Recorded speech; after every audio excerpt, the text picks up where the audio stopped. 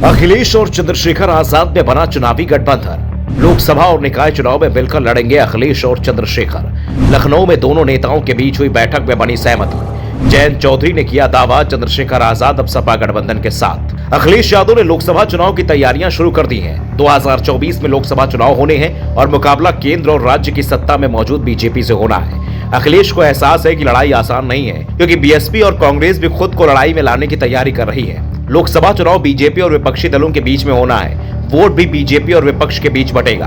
BJP का समर्थक उसके साथ खड़ा है, लेकिन विपक्षी मतदाता किसके साथ है, इस पर सवाल बना हुआ है। जो भी दल बीजेपी को हराने की स्थिति में होगा, वोट उसे मिलेगा। ऐसे में अखिलेश को चिंता कांग्रेस की भारत जोड़ो यात्रा और मायावती के दलित मुस्लिम समीकरण के चलते हो रही है। भारत जोड़ो यात्रा के बाद कांग्रेस में उत्साह दिख रहा है, तो मायावती ने पहले इमरान मसूद को सपा से तोड़ा और फिर अतीक अहमद के परिवार को अपने साथ जोड़कर मुस्लिम समुदाय तक मैसेज साफ साफ पहुंचा दिया है कि बीएसपी में ही उन्हें सम्मान मिलेगा।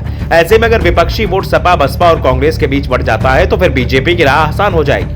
अखिलेश यादव विपक्ष के वोट का बिखराव रोकने में जुटे हुए हैं, इसलिए अपने गठबंधन को मजबूत बना रहे हैं। अखिलेश ये साफ कर चुके हैं कि सपा गठबंधन कांग्रेस या बीएसपी जैसी बड़ी पार्टियों से ही नहीं होगा। छोटे दलों से सपा गठबंधन करेगी। जो दल अभी उसके साथ है, उनके साथ मिलकर चुनाव लड़ेगी।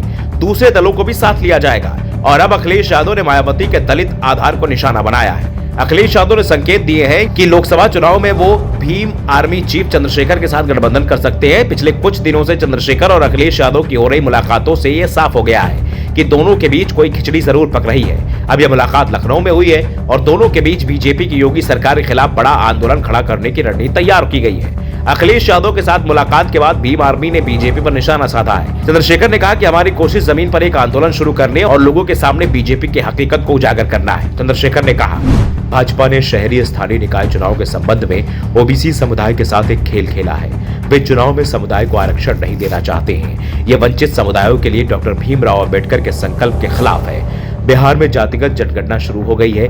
अगर वहां ऐसा हो सकता है तो बीजेपी केंद्र में ऐसा क्यों नहीं करवा सकती, जबकि ये दावा करती है कि वो ओबीसी और दलित समुदायों की पक्षधर पार्टी है।